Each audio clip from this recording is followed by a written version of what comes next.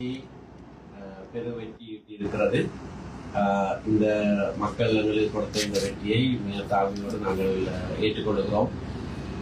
பெரு வெற்றி என்று நான் சொல்வதற்கான காரணம், இலங்கை தமிழரசு கட்சி வடக்கிலேயும் கிழக்கிலேயும் 58 சபைகளிலே நாங்கள் போட்டியிட்டிருக்கிறோம். 40 சபைகளிலே, குறைந்தது 40 சபைகளிலே நாங்கள் நிர்வாகங்களை அமைக்கக்கூடியதான முடிவுகள் வெளிவந்திருக்கிறது. இது ஒரு பெரிய வெற்றி. ஏனென்றால் 58 சபைகளாக இருந்தாலும் அதிலே 8-10 சபைகள் எங்களுக்கு தமிழ் மக்களுக்கு பெரும்பான்மை இல்லாத சபைகளாகவும் இருந்திருக்கின்றன. ஆகையினாலே 50-லே 40 என்று கூட சொல்லலாம். அப்படியான வெற்றி மக்கள் எங்களுக்கு கொடுத்திருக்கிறார்கள். இதில் இன்னொரு கவனிக்க வேண்டிய விடயம் என்னவென்று சொன்னால், யாழ்ப்பாண தேர்தல் மாவட்டத்திலே மிகவும் விசேஷமாக பாராளுமன்ற தேர்தல் முடிவடைந்து 6 மாத காலத்துக்குள்ளே திரும்பவும் மக்கள் இலங்கை தமிழரசு கட்சி மீது தங்களுடைய நம்பிக்கையை வைத்திருக்கிறார்கள் என்பது தெளிவான முடிவாக பிரதிபலிக்கப்பட்டிருக்கிறது. பாராளுமன்ற தேர்தல் நேரத்திலே ஒரு பிம்பம் ஒன்று உருவானது. அந்த தேர்தல் முறையிலே ஆன விளைவும் அதுதான். 25% வாக்கை பெற்ற தேசிய மக்கள் சக்திக்கு 6 ஆசனங்களிலே 3 ஆசனங்கள் கிடைத்திருந்தது. அதாவது 25% வாக்கு பெற்ற கட்சிக்கு 50% ஆசனங்கள் கிடைத்திருந்தது. அது தேசிய மக்கள் சக்தி யாழ் தேர்தல் மாவட்டத்திலே வெற்றி பெற்று விட்டது, தமிழ் மக்களுடைய ஆணை தங்களுக்கு வந்துவிட்டது என்றெல்லாம் அவர்கள் சொல்லக்கூடியதாக இருந்தது. யாழ்ப்பாணம் இலங்கை வாழ் தமிழ் மக்களுக்கு முக்கியமான ஒரு பிரதேசம், அதனுடைய கலாச்சார தலைநகரம் என்று சொல்லலாம்.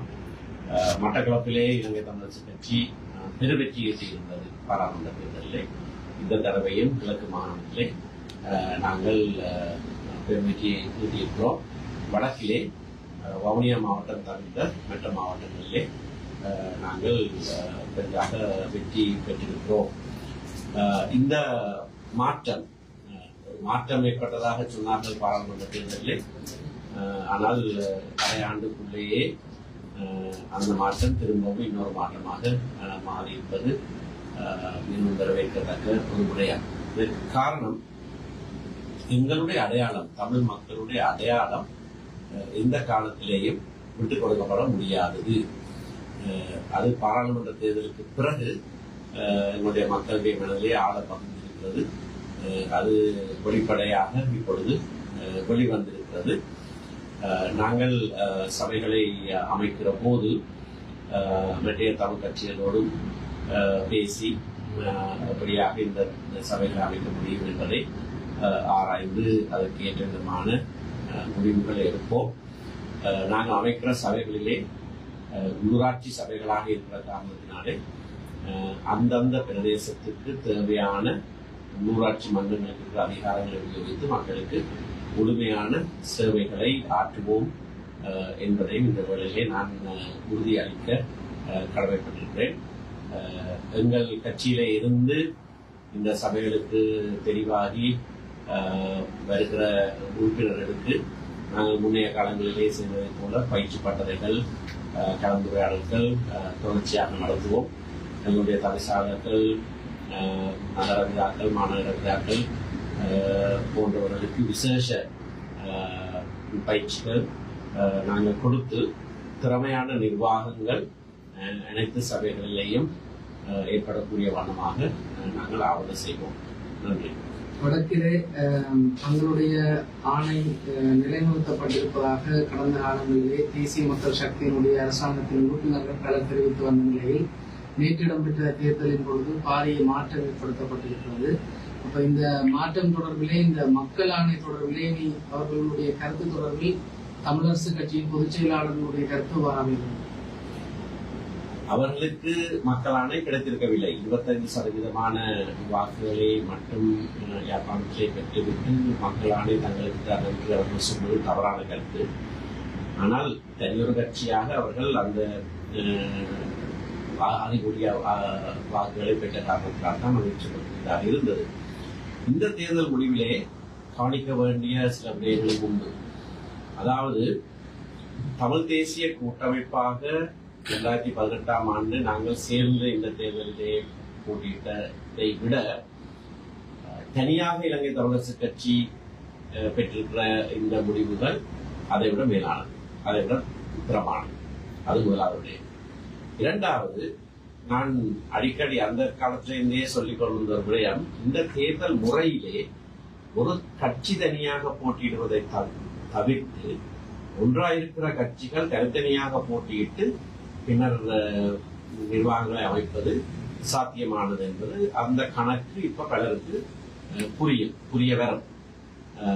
ஆகையினாலே கட்சியை உடைத்து விட்டோம், கூட்டமைப்பை உடைத்து விட்டோம் என்று சொல்லுகிறவர்களுக்கும் இந்த தேர்தல் முடிவுகள் சரியான ஒரு பாடத்தை படிக்கின்றது. இலங்கை தமிழரசு கட்சியும் பலவீனம் அடையவில்லை. தமிழ் தேசிய கூட்டமைப்பாக சேர்ந்திருந்ததை விட இலங்கை தமிழரசு கட்சி தனியாக அதை விட பலனம் உள்ளதாக வந்திருக்கிறது.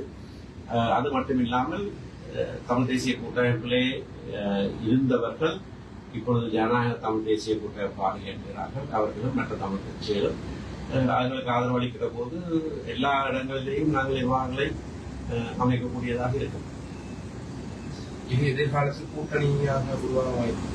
நிச்சயமாக தமிழ் தேசிய கூட்டமைப்பு பிரிந்து விட்டது, உடைந்து விட்டது என்று சொல்லுகிற செய்திகளை எல்லாம் அந்த நேரத்திலே நான் மறுத்திருந்தேன். என்றால் கடந்த பாராளுமன்ற முடிவடைகிற வரைக்கும் தமிழ் தேசிய கூட்டமைப்பாகத்தான் பாராளுமன்ற குழு இயங்குகின்றது. ஆனால் தேர்தல் வந்தபோது அவர்கள் தனியாக போட்டியிட்டார்கள். பாராளுமன்ற தேர்தலிலே தனித்து போட்டியிடக்கூடாது, இந்த தேர்தலிலே தான் தனித்து போட்டியிட வேண்டும். தேர்தல் முறைகளை அனுசரித்து நாங்கள் நடக்கப்பட வேண்டும். இந்த தேர்தலிலே நாங்கள் தனித்து போட்டியிட வேண்டும் என்ற எங்களுடைய கருத்து, தமிழரசு கட்சியுடைய கருத்து இப்பொழுது சரி என்று நிரூபணமாகி இருக்கிறது. ஆனால் இதிலே இந்த வேளையிலே நாங்கள் சொன்னதான் சரி, அவர்கள் செய்தது பிள்ளை என்றெல்லாம் நான் சொல்லிக் கொண்டிருக்க விரும்பவில்லை. நாங்கள் சேர்ந்து இயங்க வேண்டிய நேரம் காலம் மிகவும் விசேடமாக எங்களுடைய நிலங்களிலே 6000 ஏக்கர் பறிபோகிற ஒரு சூழ்நிலை இருந்திருக்கிற இந்த வேளையிலே நான் ஏற்கனவே அதற்கான ஒரு அறைகூலை விடுத்திருக்கிறேன். திரும்பவும் இந்த ஊடகவியலாளர் சந்திப்பின் மூலமாகவும் ஜனாதிபதிக்கும் அரசாங்கத்துக்கும் மீளவும் மக்கள் ஆணையோடு ஒரு கோரிக்கையை முன்வைக்க விரும்புகிறேன். அந்த வர்த்தமானி பிரசுரத்தை 2025ஆம் ஆண்டு மார்ச் மாதம் 28ஆம் தேதி பிரசுரிக்கப்பட்ட வர்த்தமானியை உடனடியாக மீள கைவாங்குமாறு அரசாங்கத்தில் நாங்கள் மக்கள் ஆணையோடு கோருகிறோம். அது உடனடியாக கைவாங்கப்பட வேண்டும். மே 28 வரைக்கும் அரசாங்கத்துக்கு நாங்கள் காலம் கொடுத்திருப்பதாக நான் ஏற்கனவே சொல்லியிருக்கிறேன். மத்திய தமிழ் கட்சிகளிடத்திலே ஒரு அன்பான வேண்டுகோள், மே 29ஆம் தேதி அரசாங்கம் இந்த வர்த்தமானியை மீள கைவாங்காமல் இருந்தால் நாங்கள் இதற்கு எதிரான பாரிய மக்கள் போராட்டம் ஒன்றை நிகழ்த்துவோம். அனைத்து தமிழ் கட்சிகளும் இணைந்து வருமாறு நான் அன்பான வேண்டுகோளை விடுக்கிறேன். இது இலங்கை தமிழரசு கட்சி பொதுச் செயலாளராக நான் அழைக்கிற விடுப்பாக இருந்தாலும் கூட இது பொதுவாக எங்களுடைய மக்கள் சார்பாக விடுக்கப்படுற அழைப்பாக அதனை ஏற்று ஒரு கட்சி முன்னெடுக்கிற விடயமாக இல்லாமல் பொதுவாக மக்கள் சார்பாக அனைவரும் ஒன்று சேர்ந்து அதனை செய்ய வேண்டும். அரசாங்கம் அதற்கு முன்னதாக மீள கைவாங்க வேண்டும். இல்லாவிட்டால் ஒரு பாரிய மக்கள் போராட்டம் நாங்கள் நடத்துவோம். அதிலே அனைவரும் சேர்ந்து வர வேண்டும். நிலம் போய்விட்டால் இனம் அழிந்து போய்விடும்.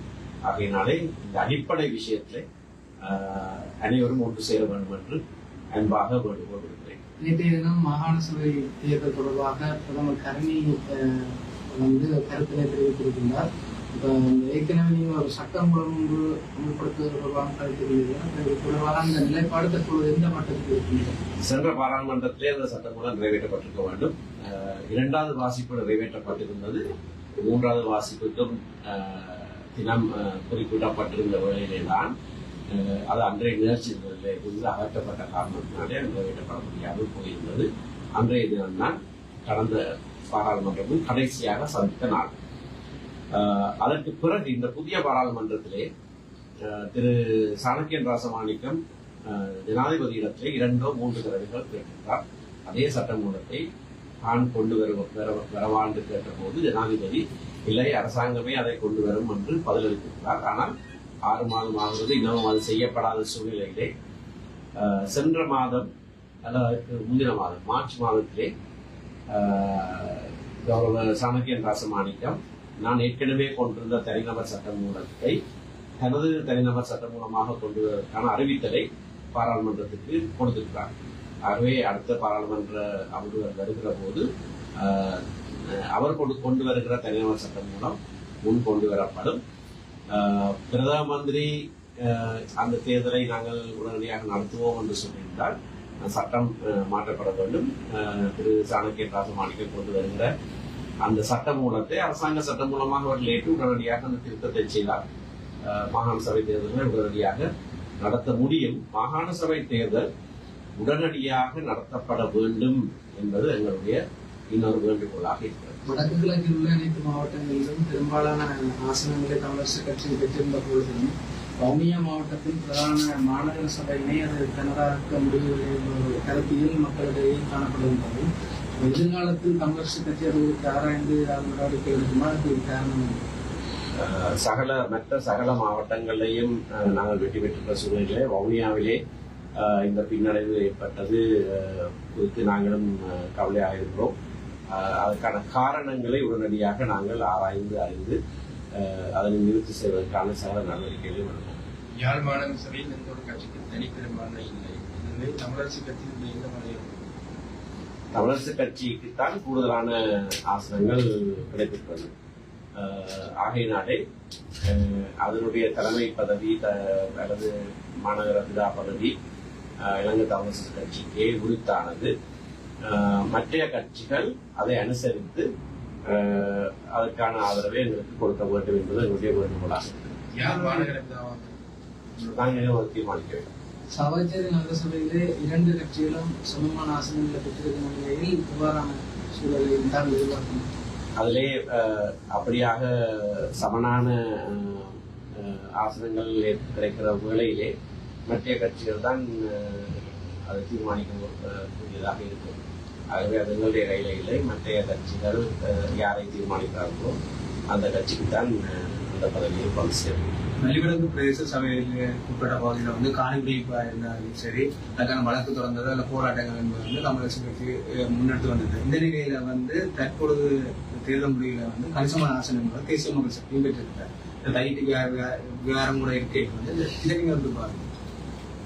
அதையும் நாங்கள் ஆராய வேண்டியதாக இருக்கிறது. அது சம்பந்தமாக சில தகவல்கள் எங்களுக்கு தற்போது கிடைத்து வருகிறது.